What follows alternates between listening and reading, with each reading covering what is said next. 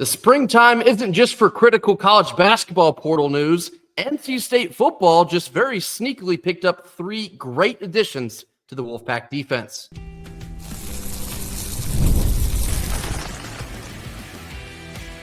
You are Locked On Wolfpack, your daily podcast on the NC State Wolfpack, part of the Locked On Podcast Network, your team every day. What's up, Wolfpack Nation? It's time to get locked in with Locked On.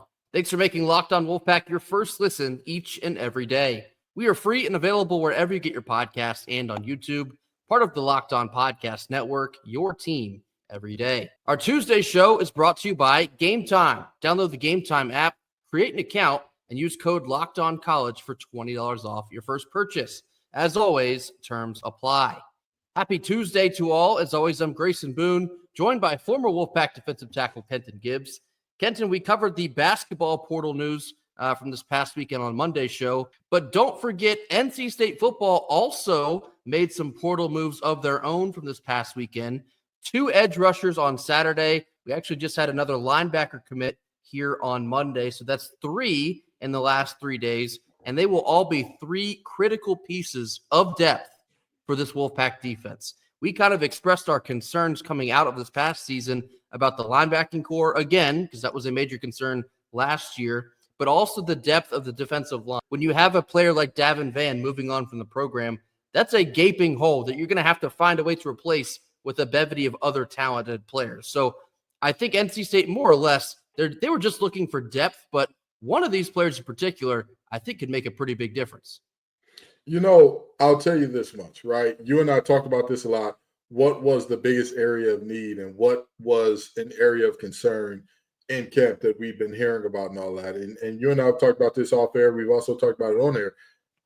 Edge rushers are at a premium. We need something in terms of edge rush juice. That's no disrespect to the current guys we have on the roster. It's just you can never have enough good edge rushers. You can never have enough. And with all due respect, what production have we seen out of, what's the guys who are currently here? It's not a ton.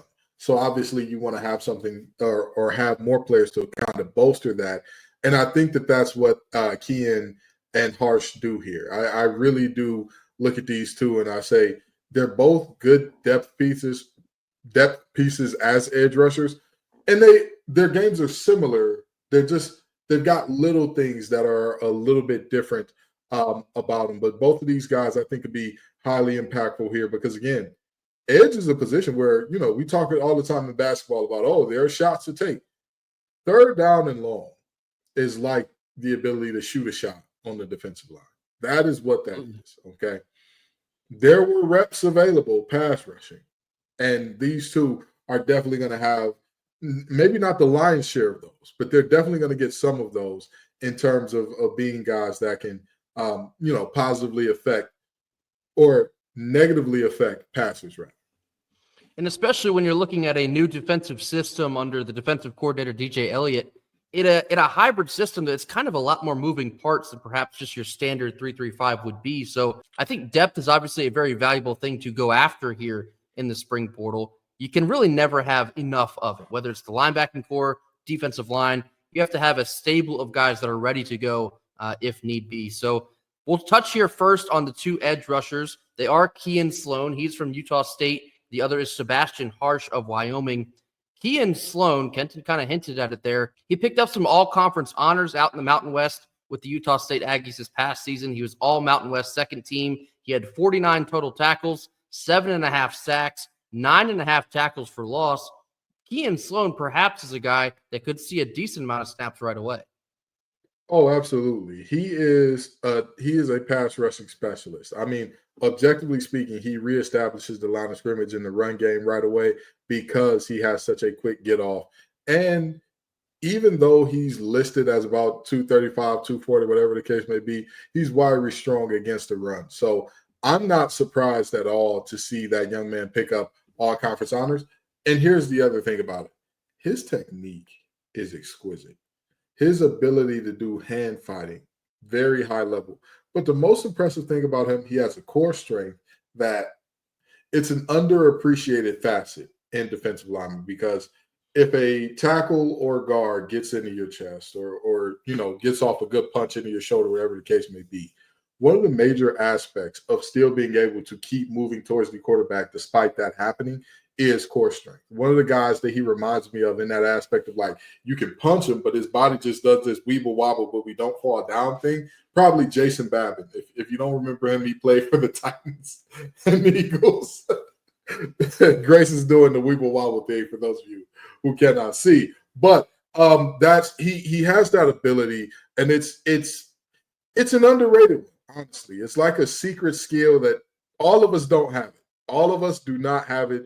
And for those pass rushers that do, especially on the edge, it's definitely going to be used to your benefit because it gives you more wiggle room for guys to potentially get off a decent punch against you, and you'll still be okay getting off a good rush. So I really think that Kean is a guy that he could do really big things here next year.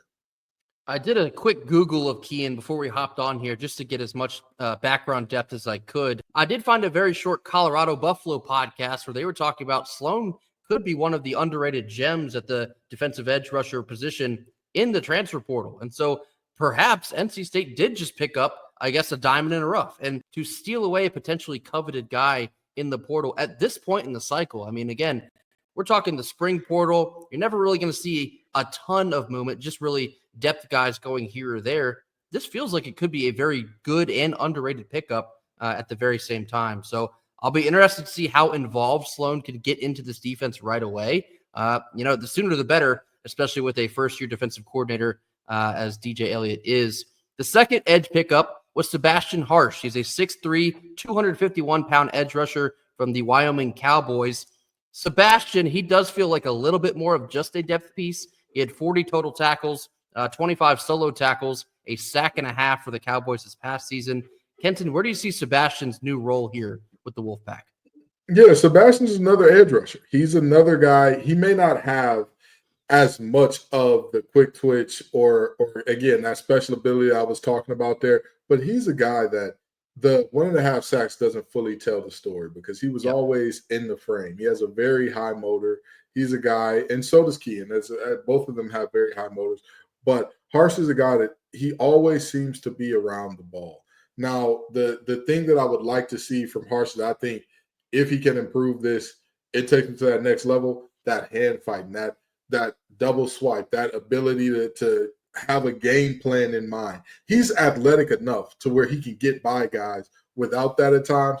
But if he could truly hone in on that, like, hey, I am a master at this craft in terms of the swatting hands or in terms of the bull pull or in terms of club, whatever it is, if he plans his work and works his plan consistently, he could be a very excellent piece in this rotation.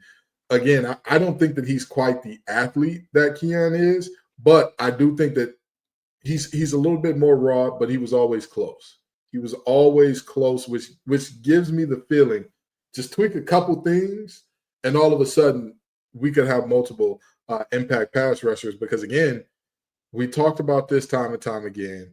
Edge rushing outside of Davin Van was a problem last year.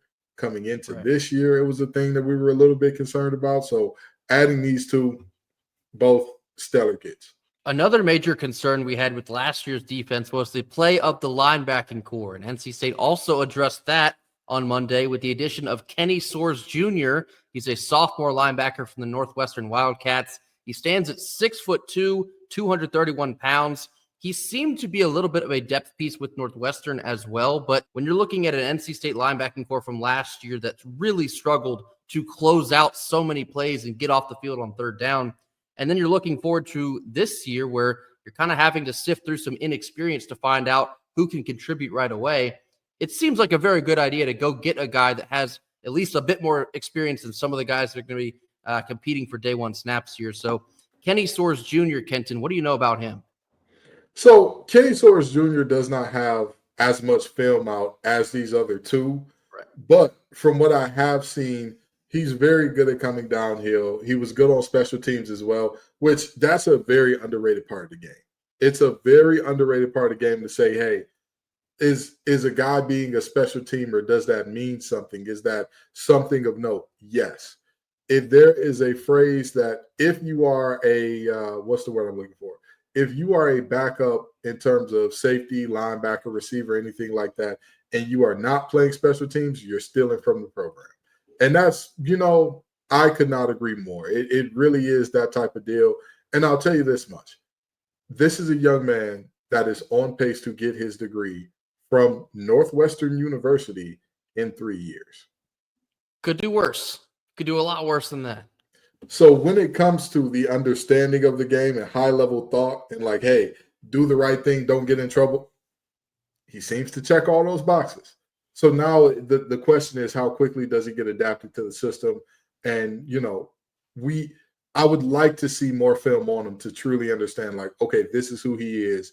These are strengths and weaknesses and all that. It's just not a ton available at the moment. 3 potentially critical defensive additions here at the close of spring ball for NC. They did have their spring game this past Saturday as well. Being able to identify your last second needs here before the portal closes up, and then you start getting ready. I mean, we're talking about the summer is right around the corner. Right after the summer comes the fall. So clearly the staff made it a priority to go out and pick up 2 edge rushers and one last linebacker here before they close their doors and begin to prepare for the 2025 season. Let us know your thoughts. Let us know any more defensive concerns that you may or may not have, as this does seem like the last couple, final touches here on the 2025 roster.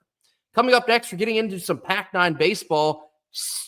And I'm talking robbery. A burglary took place at Doak Field this past weekend with Virginia. More on this after a quick word from our sponsors.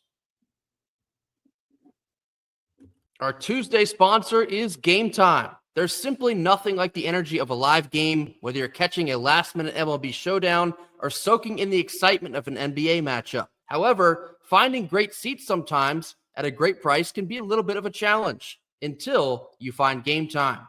Gametime makes scoring last-minute tickets easier now than ever before. Prices actually drop as the event gets closer, and with their all-in pricing, you can see the total cost upfront with 0 surprises at checkout. Using their last-minute deals, you can save up to 60% off buying last-minute tickets for sports, concerts, comedy, theater, you name it, they got it. Toggling the all-in pricing feature on the app will show you your total upfront, so you receive 0 surprises at checkout. And as always, you get that panoramic view of your seat in the app before you buy, so you know exactly what to expect upon arrival. Take the guesswork out of buying tickets with Gametime. Download the Gametime app, create an account, and use code LOCKEDONCollege for $20 off your first purchase. Terms apply, and again, that's code LOCKEDONCollege, LOCKEDONCOLLEGE, LOCKEDONCollege for $20 off. Download Gametime today. Last-minute tickets, lowest price, guaranteed. Middle portion of our Tuesday show, now talking some Pac-9 baseball. Absolutely stole a series win off the hands of the UVA Cavaliers this past weekend in Raleigh at the Doak. I'm still recovering from what I saw Josh Hogue do Sunday evening in Game 3 to take this a 3-run walk-off home run to complete an epic comeback. We'll talk about Game 3 in just a second. We'll go in sequential order here. Kenton, Game 1, Dom Fritton, who's been on a tear, ran into a little bit of struggle on Friday night. He was tagged with 5 earned runs.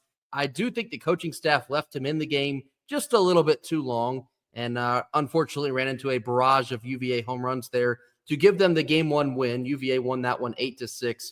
Does a slight struggle from Dom worry you at all based on how hot he's been here in the last couple of weeks? No, he was due for one of these. I mean, even the best pitchers in the game, when they're on absolute heaters, how many of his last starts did he have 8 or more strikeouts in? What was it like? I think it was at least 3. He had double digits, like back-to-back starts. I was about to say 3 or 4 of them. Like, you can't. With all due respect, I believe that Dom is a hell of a player, and I believe it's possible for him to be that at like a consistent, like, hey. But even that, right? If you're doing what Dom has been doing these past few games, and you continue that throughout the season, and again, I think Dom is fantastic. I just think he was due for one of these, and that's okay. That's okay. We want games like this to be the aberration and not the rule. And this was definitely the exception for Dom. This is not what he's been doing normally. So, not worried. Yeah, it was a tough one to drop on Friday night because, I mean, you played basically well enough to win for over half the game. Dom Fritton gave you a 4-1 lead heading into the 6th inning, and that's kind of where things fell apart just a little bit. Again, I do think they left him in the game just a tad too long, which has been one of my most consistent criticisms of the coaching staff and specifically the pitching coach, Coach Chrysler. But it is what it is. I do think he was probably due to run into a little bit of trouble. The Wolfpack offense couldn't quite keep them in it late in that game. And so, yeah, Virginia is a good enough team where if you give them enough life, they're going to take it from you. So UVA took game 1 by a score of 8-6. Now let's get into the good stuff. We took game 2 by a score of 9-2, and it was a pretty comfortable 9-2 win at that. We had 6 runs combined in the second and third innings, jumped all over one of Virginia's best pitchers in Evan Blanco, and Heath Andrews on the mound for the Wolfpack gave you another stellar performance, 6 innings, only 2 earned runs, 4 strikeouts, and put the Pack in a great position to even the series. I would like to formally submit a request that fans start chanting Heath on every K. I would very much so like that every time he mows a hitter down. Or if he hits a 1-2-3 side, I just think we should do that. I don't know. Maybe it's just me. But no, Heath Andrews has been fantastic. And in that game in particular, I mean, what more can you ask of the man? It was, at the end of the day, you talk about big offensive production out of the second and third, out of the heart of the lineup in the second and third inning. Hey, great job there. But, you know, when you have pitching rolling like Heath was, you're putting yourself in a great position to win any ball game. Also want to shout out Andrew Schaffner, came out of the bullpen for the last 3 innings of the game. 3 innings, no runs, 5 Ks. That is how you slam the door. Justin DeCrisio at shortstop. He had a great day for the Wolfpack on Saturday. Frosman also knocked in 2 RBIs of his own. Wolfpack won game 2 by a score of 9-2. All right, here we go, folks. Game 3. NC State wins by a score of 9-8, a walk-off 3-run bomb from Josh Hogue. I still don't know how NC State won this game. This game was almost pretty much dead and buried. We're talking an 8-2 deficit in the bottom of the 7th inning. 9 out of 10 times, most teams are going to lose that game. And especially Virginia was one of the top teams in the nation coming into this season. Now, they have not looked like it, especially of late, because they've been scuffling a little bit. But Virginia especially, 9 out of 10 times, they're going to close you out and take that series on the road. However, unfortunately for UVA, this was that one time that they did not. As I mentioned, Drew Lamphere hit a grand slam in the bottom of the 7th inning to close that gap, made it an 8-6 ball game. But I'm still stuck on the fact that NC State was down to not just their last out, but their last strike with no one on base in the bottom of the 9th inning and still found a way to get it done. Josh Hogue hits the walk-off home run. Chaos ensues. NC State wins their 3rd ACC series of the year, knocking off Virginia in that game 3, 9-8. Kenton, what on earth took place at the Doak on Sunday? I don't know, Grayson. That's the thing. Nobody knows. This is the thing, right? You look at that game and you say NC State did a lot to lose that ball game. And I don't think anybody would disagree. I don't think anybody would call that game perfect. But you know what is the most important thing? When that game ends, who has the most runs? That's, at the end of the day, that is always going to be the most important thing. And when I look at this game in particular, I say to myself, we were on a little bit of a snide in terms of losing some conference series, in terms of, you know, getting absolutely waxed by Duke in the Sunday game there. Starting to ask yourself, are we having the Sunday scaries? Have we gotten rid of the midweek woes just to have some really deep Sunday struggles? And then all of a sudden, these guys just come on through and you know, you really do look at it and say, what more can you ask of Josh Hogue? He has been hot as fish grease this year at the plate. I mean, absolutely phenomenal. And in this moment, right, you talk about the comeback and everything that had to happen. Grayson, you said down to their last what? Strike. Not just their last out, their last strike. It was an 0-2 count with 2 outs and no one on base. Still won. Still won. I want to know what the ESPN percentage win chart looks like in that type of moment. Because I know that thing got to be about 90-some-odd%. And yet, this team, that is the type of stuff championship teams are made of. That unconquerable spirit, that we're down, just keep swinging. That, oh, everything ain't going great. It's all right. Next time up at plate. That, oh man, we may have made some mistakes in terms of fielding. So what? Be unconquerable.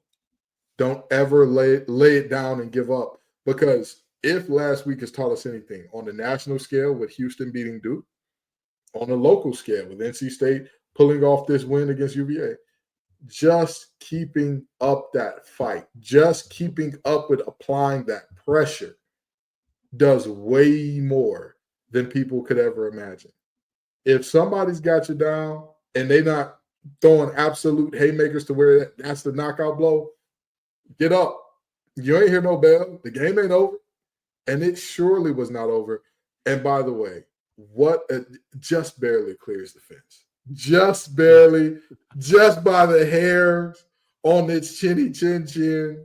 You know, UVA's outfielder right there. Right there. By the way, that meme's going to get some good run, not just in Wolfpack Nation, but because the way that young man landed, it was just chilling there like, well, it'd be like that sometimes. What a moment. But in all seriousness, that is the essence of what championship teams are about. Because, again, is it perfect? No. Was everybody, having a stellar game where you're like, hey, the pitching was rolling and, the field was perfect and the hitting was perfect and our base running was great? No. But what you did have is guys that hung together, stuck together, and said, damn it, if we're going to go down, we're going to go down swinging. We ain't leaving nothing in the chamber. And apparently what they had in the chamber was enough. There's a clear difference between teams that refuse to die and teams that don't, because 8-2 in the bottom of the seventh inning, like I said, 9 out of 10 times, you're probably going to lose that game. It's not always for lack of trying, but a good team with a 6-run lead on you, they're going to put their foot on your neck, and that's going to be it. NC State would have none of that in this game 3. And to Kenton's point about, Josh Hogue hitting the walk-off home run, for people that don't really follow baseball that closely, you kind of miss how fickle baseball can be sometimes. And sometimes it is entirely random. Like, the best teams in the country can get swept, and there's really no explanation why, other than the other team seemingly got every bounce that day. But what's funny about the Josh Hogue home run, the pitcher for UVA didn't even it was a great pitch. He put it right on the outside corner, and yet Josh Hogue still finds a way to turn it around, and it's 375 feet the opposite direction. He took it opposite field, a lefty going out to left center.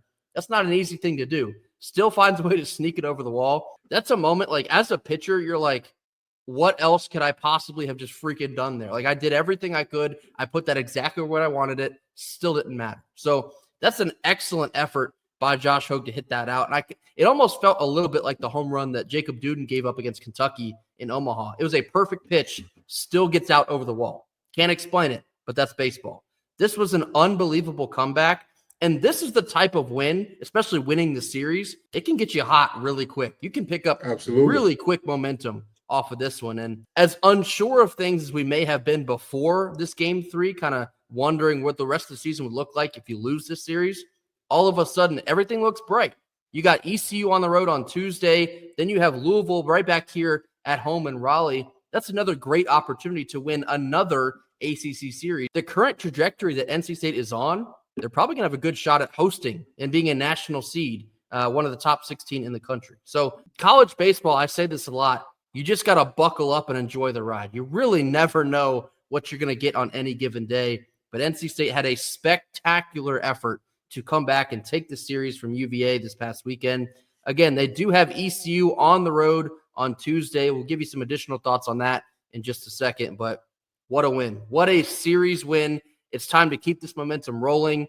I'm telling y'all, everyone that doubts Elliott Avent, he just keeps winning. He is inevitable. And that's why he has been able to be at NC State for 28 years now. He is a model of consistency. Don't let one game skew your thoughts on the success that man has had at NC State. He's an all-time great, and we are still blessed that he's leading our program as we get into the middle stages of April. Coming up next, we're getting into a whole lot of nothing or a whole lot of something. This comes after a quick word from our sponsors. Last couple minutes of our Tuesday show. Now time for a whole lot of nothing, whole lot of something. 3 topics. We'll tell you exactly where we stand on them. First one here. I saw yet another significant guard from McNeese has entered the portal. Sincere Parker. He was their second leading scorer for McNeese this season. Kenton, is NC State going to try and land him in Raleigh? Or are they going to keep their hands off? Where do you see this thing going? Whole lot of nothing, whole lot of something. Well, I will say a whole lot of nothing that he entered the portal because, obviously when the head coach leaves, players are going to be out of there. But I will say a whole lot of something in what Will Wade's been doing on the recruiting trail in general here. I wouldn't be mad. I wouldn't be upset. Let's dip a toe. You know him better than anybody, Coach Wade. You know high-level basketball better than anybody. If you think he's a guy, if you think he's a dude that can go, hey, utilize those relationships. Utilize that. Hey, man, you enjoyed playing for me last year? Come on. We made history last year. Let's make a little more history. The situation as a whole, I don't think it's nothing, but I'm going to go with a whole lot of nothing on this one, just on the fact that I think that we have all the McNeese players currently that we were ever going to. I think Sincere Parker is going to end up landing somewhere other than NC State, but anytime you have a former coach and all those players hit the portal, it's a very easy connection to make. So I certainly see why there would be some interest, at least publicly. But I don't think Sincere Parker is going to end up at NC State. I think NC State is basically they're going to set their sights a little bit higher. We'll tell you more on that as the week goes on. They're currently in a dead period for recruiting as well, April 3rd to April 10th. So after Thursday, you might see things heat back up. But I don't think Sincere Parker will be a part of that party. Second one here. There's been a little bit of smoke around the last open assistant spot on Will Wade's staff. I've heard the name Ryan Bernardi. Now, Ryan Bernardi is the head coach at Prolific Prep, one of the top high school basketball stops in the country right now. And Kenton, I'll give you one more nugget. Darren Peterson is the number one player in the country. He plays at Prolific Prep. Whole lot of nothing, whole lot of something. Oh, Grayson, of course it's a whole lot of nothing. Why would that matter? You know, why we here in Raleigh are rule-abiding folks. And, it's not against the rules to leverage one's connections and relationships potentially, but, would be nice. Would be nice. I'll say this. It's definitely a whole lot of something because Will Wade ain't stupid. Bernardi ain't stupid. None of these guys are just completely oblivious to what's going on here. And imagine, if Will Wade's like base layer for this roster coming up, number one player in the nation, another 5-star guard. Oh, nothing too crazy coming up here. If that's the base layer, if that's like version 1, right? For any of you who have played NCAA 25, right? When you get that first recruiting class before you really got your hooks in and you've driven up all the school grades and you're like, this ain't a bad class. It'll do, I guess. If that includes 2 of the highest rated recruits that NC State has ever seen, I'm starting to think things. I'm starting to wonder things. Whole lot of something if we get Bernardi to stay. Again, we'll see where this goes. I don't think it's a definite, but I don't think it's nothing either. I've heard some serious smoke. I've heard it may happen. I don't know exactly when, but I do think Ryan Bernardi is at least a name to keep an eye on for this last spot on Will Wade's staff. Darren Peterson is already committed to Kansas, but you never know how these things can shake out. Kansas has had essentially a mass exodus in the portal. They're asking Darren Peterson's thoughts on that. He said it wouldn't change his decision. Wouldn't be the first time I've heard that. And then, we'll see. I think Darren Peterson to NC State, it's probably a long shot, but if his current high school head coach joins Will Wade on the staff, and this is a staff of Will Wade, Andrew Slater, blink, blink, nudge, nudge, and then potentially his head coach of Ryan Bernardi, that's a pretty strong pull. That's a very, very strong pull to be, I guess, reckoned with, if you will. We'll see. Again, not telling you it's going to happen. I just think I'm going to blink a couple more times at the screen. Okay. Hey, we'll see where this goes. Just a quick nugget, another quick nugget on Mr. Peterson. Sorry about the light thing there for anybody watching. I don't know what happened. But just another Andrew Slater walked in front of Kenton's screen. He works in the shadows. Just another very quick nugget on Mr. Peterson. Just out of curiosity, Grayson, who's our current athletic wear sponsor and provider? It's not Nike. Oh wait, no, it's Adidas. Is that relevant? I will give you 3 guesses as to the first ever high school player to sign an NIL deal with Adidas. We're not saying. Now, here's the thing. Y'all know us. When we know something, we will tell you, right? Remember who was the first person to let y'all know this Will Wade thing is like, it's kind of a thing. Remember, I'm not telling you I have insider information because I don't. I don't have anybody close to Mr. Peterson's camp. I'm not going to, make up stuff and say that I do. That's not my style. But there's a lot of dots that are seeming to get connected here. There's lots of dots that seem to be very close that everybody's telling us, why would they connect? That doesn't matter. I'm just saying. It's a lot of dots, Grayson. Doesn't it seem like a lot of dots to you that are just right there? One more nugget. Bernardi is actually Italian for I have a pen and the paper. I don't know if you knew that or not, but no, that's a lie, obviously. It's a lot of smoke. I'm not saying there's fire. Again, if you had to ask me, I think landing Peterson's probably a long shot, but I would certainly love Bernardi to come join this staff because Bernardi, he's almost like a different variation of Andrew Slater. Extremely well acclimated at the high school prep level, showcase level. He would do a lot of good on the staff. So certainly a name to keep an ear out for. We'll see where this thing goes in the coming weeks. Last one here before we get you out of here. Baseball is on the road at East Carolina here on Tuesday evening. In the last 10 matchups between these two, 5-5. Whole lot of nothing, whole lot of something. Whole lot of something. Again, they don't like us, so we should not like them. You took AMAC. And went to Omaha with them, too. Did he go to Omaha with you all? Oh, okay. He chose up. He got upgraded. He bossed up his life. You know what I mean? Boss man D-Lo got a boost from NC State, so let me give him another boost. He said, if you want to boss up your life, what you got to do, Grayson? Get in with me. And AMAC got in with us. He bossed up his life. Hey, listen, don't worry about ECU. We're not going to poach any more of your players if they're really good. I'm a liar. I'm lying. We are.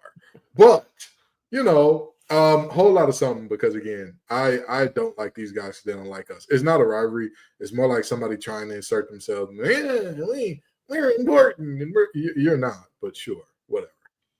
I'll tell you this as well. This is a really big game, and it's going to be a big atmosphere for ECU specifically because, they always get up when they want to play us. But ECU also just got swept this last weekend by Florida Atlantic, so they are in need of a win like this one. The urgency is most certainly going to be there for the Pirates. You need the Wolfpack to match them right at the top and steal this one from them. It's about time that we continue to get back on track of asserting our dominance on East Carolina. Make it Tuesday night. I'm tired of losing these guys in, basically everything, but baseball specifically, because baseball, that is their crown jewel. And they think when they beat us in the midweek, it's like it's the greatest thing ever, blah, blah, blah, blah, blah. They've never been to Omaha, so I don't want to hear you. Hang the banner. I want to hear them. Yeah. Hang the banner. Please. Hang the banner right next to the amount of trips you've been to Omaha so we can all see those numbers play out exactly as they should. So, yeah, I need NC State to go on the road. Please just shut them up. Get this win and continue the momentum. Ride the high off the Game 3 walk-off bomb you hit against Virginia and then take that into this coming weekend with Louisville here in Raleigh. So it's a whole lot of something. It's going to be an electric atmosphere out in Greenville. If you're looking for something to do on Tuesday evening, because college basketball is now done, tune into this game. It's going to be 6 p.m. It should be an awesome college baseball game to watch. Hopefully the Wolfpack will come out on top.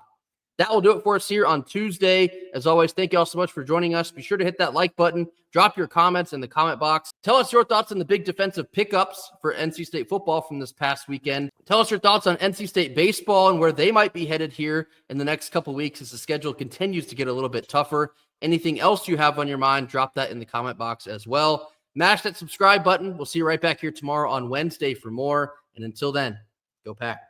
Go Pack.